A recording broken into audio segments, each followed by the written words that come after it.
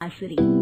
एक सुहाना सा दिन होता है और मगन, रामलाला, चंदन, राजन, तपन और गोलू के पापा गांव के बरगद के पेड़ के नीचे बैठकर अपनी शाम की गपशप कर रहे हैं। अरे रामलाला और चंदन, तुम्हारी फसल कैसी चल रही है इस साल?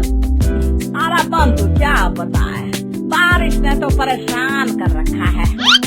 सही बात, बारिश की कमी ने दिमाग खराब कर दिया है। सरपंच गांव वालों के लिए एक खबर लेकर आता है। अच्छा मेरे गांव के भाइयों, सुनो जरा। हमारी सरकार ने किसानों के लिए शहर में एक सेमिनार का आयोजन किया है, जिसमें वो खेतों के बारे में और भी कुछ जानकारी देंगे। तो मुझे लगता है कि हमें वहाँ जाना चाहिए। सरपंच जी, मेरे खेतों में कीड़ों ने परेशान कर दिया है, उसके लिए कुछ जानकारी मिलेगी क्या? बिल्कुल, तुम्हारे खेतों के बारे में तुम्हें सारी जानकारी देंगे। बोलो, तुम तीनों को जाना चाहिए, बहुत फायदा होगा तुम्हें उससे। ये कहकर सरपंच वहाँ से चला जाता है और तीनों सोचते हैं कि वो शाम के वक्त मैदान पर मिलेंगे और वहीं से रवाना हो जाएंगे। तीनों दोस्त मैदान पर मिलते हैं और जैसे ही निकलना शुरू करते हैं तभी एक बांसुरी की आवाज सुनकर वो भी उसी ओर सम्मोहित स्थिति में चलना शुरू कर देते हैं। कुछ बच्चे हर बार की तरह अपना दोपहर का फुटबॉल का गेम खेल रहे हैं। पकड़ लिया, पकड़ के दिखा मुझे, इतना भी नहीं कर सकता। अच्छा, कितना भागेगा? आखिरकार तो मेरी पकड़ में आ ही जाएगा।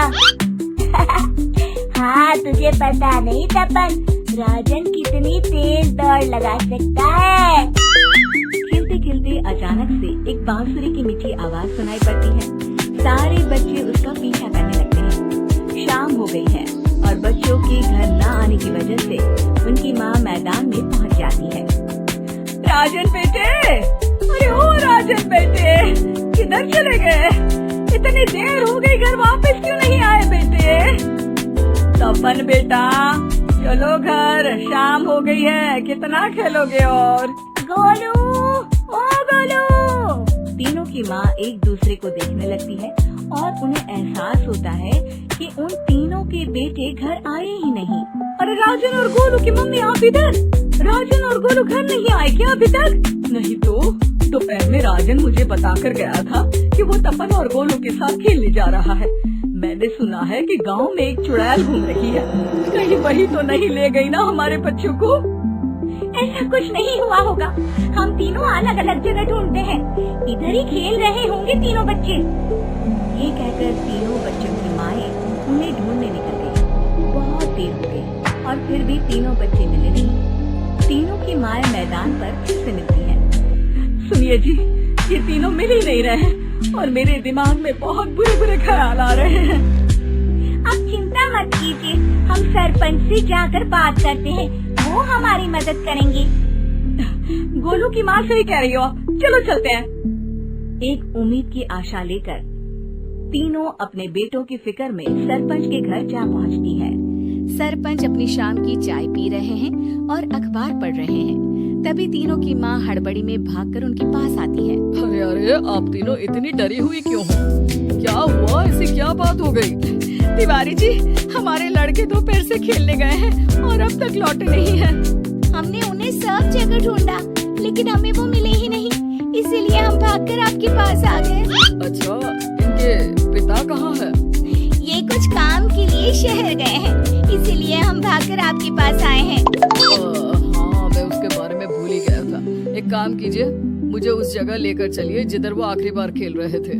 सरपंच घर से एक डंडा लेकर तीनों के साथ मैदान की ओर निकल पड़ते हैं। तीनों मैदान पर पहुंच जाते हैं और उन्हें ढूंढने के लिए कुछ सुराग खोजना शुरू करते हैं।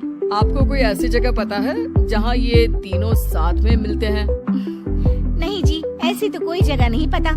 अचानक से वही बांसुरी की आवाज आना शुरू हो जाता है और सरपंच सम्मोहित होकर उस आवाज की तरफ जाना शुरू कर देते हैं। अरे तिवारी जी, आप ठीक तो हैं? कहाँ जा रहे हैं? अरे ओ तिवारी जी, वो हमें सुन नहीं पा रहे हैं क्या? सरपंच बांसुरी की धुन में झुककर उसी दिशा में आगे बढ़ रहे थे। ये आवाज कैसी? ऐसा लग रहा है कि कोई बांसुरी बजा रहा हो। हाँ, सरपंच जी भी उसी दिशा में जा रहे हैं। सरपंच का पीछा कर तीनों मैदान के टूटे हुए बंगले पर पहुंच गए और सरपंच के पीछे दरवाजे के अंदर घुस गए। तीनों बंगले के अंदर झांकते हैं तो देखते हैं कि बहुत अच्छे से संभाला गया है बंगला। उतने में एक हंसी की आवाज आती है। मेरी बांसुरी, तूने मुझे आज तक कभी तंग नहीं किया। हमेशा अपने जादू से लड़कों को खींच लाती है। ये बोलते ही राजन की माँ को तीनों बच्चे और उनके पिता वहाँ चुड़ैल के पास लेटे हुए दिखते हैं। अरे वो देखो गोलू के पापा। अरे रे, अरे गोलू की माँ, अब चुप रहिए ना जरा। उस चुड़ैल ने देख लिया तो हम भी फंस जाएंगे। इन्हें बचाएगा कौन? लगता है ये शहर गए ही नहीं और इस चुड़ैल ने इन सबको भी यही बुला लिया है। अब हमें इन्हें छुड़ाना होगा। एक काम करते हैं। राजन की मम्मी गोलू और तपन की मम्मी को एक प्लान बताती है।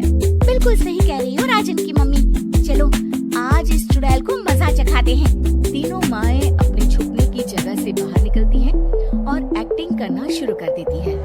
ये तो बढ़िया है। अब इसका असर औरतों पर भी हो रहा है। वाह जी वाह। तीनों माएं चुड़ैल की थोड़ा करीब आती है। राजन और गोलू की माँ चुड़ैल को पकड़ लेते हैं और तपन की माँ बांसुरी हाथ से पकड़कर तोड़ देती है। अरे पागल औरत, ये क्या कर दिया? मेरी बांसुरी को तोड़ दिया। मेरी शक्तियाँ खत्म हो जाएगी।